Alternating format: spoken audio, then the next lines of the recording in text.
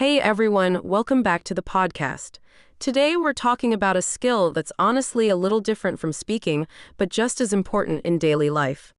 I think I know what this is, writing in English. Exactly that. Today we're talking about how to write better in English, whether that's emails, text messages, or just everyday writing. I think this is such a practical topic, because writing is something almost everyone needs. Work emails, messages to friends, even social media captions. That's such a good point to start with. Why do you think writing sometimes feels harder than speaking for a lot of learners? I think it's because writing feels more permanent. When you speak, the words disappear immediately, but written words stay there, which creates more pressure to be correct. Right? There's this feeling that someone could reread your message and notice every single mistake. Exactly, and that pressure sometimes makes people freeze up or overthink simple messages way more than necessary. Let's talk about email writing first, since this is probably the most common professional writing situation. Sure. A clear professional email usually has a simple structure, a greeting, a clear purpose, the main message, and a polite closing. Can you give an example of a simple, effective greeting for a professional email? Sure, something like Dear Mr. Smith for more formal emails or Hi Sarah for more casual everyday workplace communication. So the level of formality really depends on your relationship with the person you're writing to. Exactly right. Understanding this difference helps you choose the right tone immediately, right from the very first line. Let's talk about stating your purpose clearly now, since I imagine that this really matters in professional writing specifically. Definitely. A useful phrase is I'm writing to, followed directly by your main reason, like requesting information or following up on something. So getting to the point quickly is actually more professional than a long, indirect introduction. Exactly right. Clear, direct emails are generally appreciated, especially in busy professional environments. Let's talk about closing an email politely now, since I imagine this matters too. Sure, phrases like thank you for your time or I look forward to hearing from you work really well as polite professional closings. And for less formal emails, is there a simpler option too? Yes, something like thanks or talk soon works perfectly well for more casual, friendly workplace communication. Let's talk about text messages now, since this is such a different style of writing compared to formal emails. Definitely. Text messages are naturally much more casual, often using shorter sentences, contractions, and even common abbreviations. Can you give an example of what that difference might look like, practically? Sure. Instead of writing, I am going to arrive shortly, a text message might simply say, I'll be there soon, or even just OMW, meaning on my way. So texting has its own specific informal style that's quite different from formal writing. Exactly right. Understanding this difference helps you sound natural rather than overly formal in casual, everyday conversations. Let's talk about common mistakes now, specifically related to writing rather than speaking. Sure. One common mistake is directly translating sentence structures from your first language, which often sounds unnatural or overly complicated in English. This connects really well to our earlier episode about thinking directly in English instead of translating. Exactly right. The same principle applies strongly to writing too, learning natural English sentence patterns directly rather than translating word by word. What's another common writing mistake you often see? Overusing very formal, complicated vocabulary in casual writing situations, which can actually sound unnatural rather than impressive. So matching your vocabulary to the actual context matters in writing, just like we discussed regarding speaking. Exactly right. Simple, clear writing is often far more effective than unnecessarily complex vocabulary, especially in everyday communication. Let's talk about punctuation now, since I imagine this causes some confusion for learners too. This is common too, especially with commas specifically. A helpful tip is using commas to separate clear ideas or natural pauses, similar to how you'd pause while speaking. So thinking about natural speech rhythm can actually help with written punctuation too. Exactly right. If you'd naturally pause while saying a sentence out loud, that's often a good place for a comma in writing. Let's talk about proofreading now, since I imagine this step really improves overall writing quality. Definitely. Always read your message again before sending it, ideally out loud, to catch mistakes or awkward phrasing you might have missed. So reading aloud specifically helps catch mistakes that might not be obvious while reading silently. Exactly right. Awkward, unnatural sentences often become much more obvious once you actually hear them spoken aloud. Let's talk about using templates now, since I imagine this could help with common, repeated writing situations.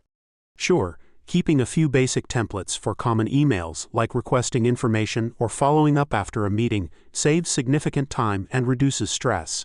So you're not starting completely from scratch every single time you need to write something similar. Exactly right. Having reliable, prepared structures ready builds confidence, especially for common recurring writing situations. Let's talk about tone now, since I imagine this is harder to control in writing compared to speaking. This is such an important point. Without facial expressions or vocal tone, written messages can sometimes sound colder or more direct than actually intended. So how would you recommend softening tone when needed in written communication?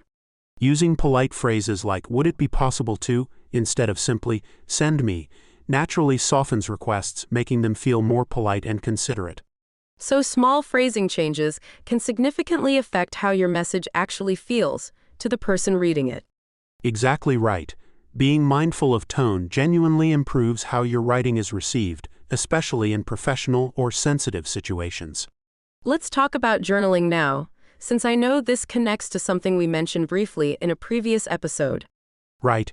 Keeping a simple English journal, writing a few sentences daily about your thoughts or your day, genuinely strengthens your overall writing skills over time.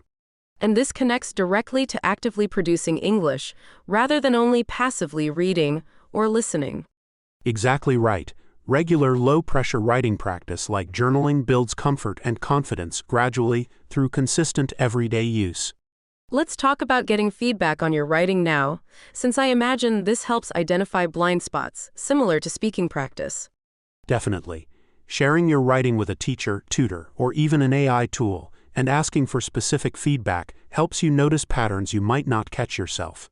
This connects really well to our previous episode about using AI tools effectively for learning English. Exactly right. Writing feedback specifically is one of the most useful practical ways to use these tools, since immediate detailed feedback is so easily available now. Let's talk about writing for social media now, since this is such a common, everyday form of writing too. Sure, social media captions are usually short, casual, and often include personality, humor, or genuine personal expression. So this writing style is quite different again, compared to professional emails or even casual texting. Exactly right. Each writing context has its own natural style, and learning to adjust between them is a genuinely valuable overall skill. Let's talk about common phrases for everyday writing now, ones that work across many different situations. Sure, phrases like "just checking in," "let me know if you have any questions," or "looking forward to it," work really well across many casual and semi-formal situations. So having a small collection of flexible, reliable phrases really helps with everyday writing confidence. Exactly right. These common phrases appear constantly in real-life communication, making them incredibly valuable to know well. Let's talk about writing longer pieces now, like essays or blog posts, since I imagine this requires different skills too. Definitely. Longer writing generally benefits from clear structure and introduction, a few organized main points, and a clear conclusion. So it's similar to organizing spoken ideas clearly, which we discussed in relation to speaking confidence too. Exactly right. Clear organization genuinely helps readers follow your ideas easily, regardless of whether you're speaking or writing. Let's talk about avoiding repetition now, since I imagine this is a common issue in longer written pieces specifically. This is really common. Try using synonyms or rephrasing ideas slightly, instead of repeating the exact same words or phrases throughout your writing. So building a slightly wider vocabulary specifically helps with variety in longer written pieces. Exactly right. This variety keeps writing feeling more natural and engaging rather than repetitive or monotonous. Let's move toward wrapping up today's episode with some final practical advice. Sure, I'd say, don't aim for perfect writing immediately. Focus instead on clear, simple communication first and refine details gradually over time.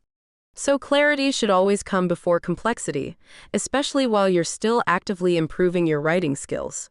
Exactly right. Simple, clear writing that actually communicates your message effectively is far more valuable than complicated writing that confuses the reader. That's such an encouraging, practical message for our listeners today. It really is. All right, I think it's time to summarize everything we've discussed today for our listeners. Great idea. Let's go through the main points.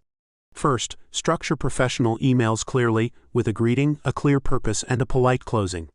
Second, understand that text messages naturally use shorter, more casual, informal language. Third, avoid directly translating sentence structures, learning natural English patterns instead. Fourth, match your vocabulary level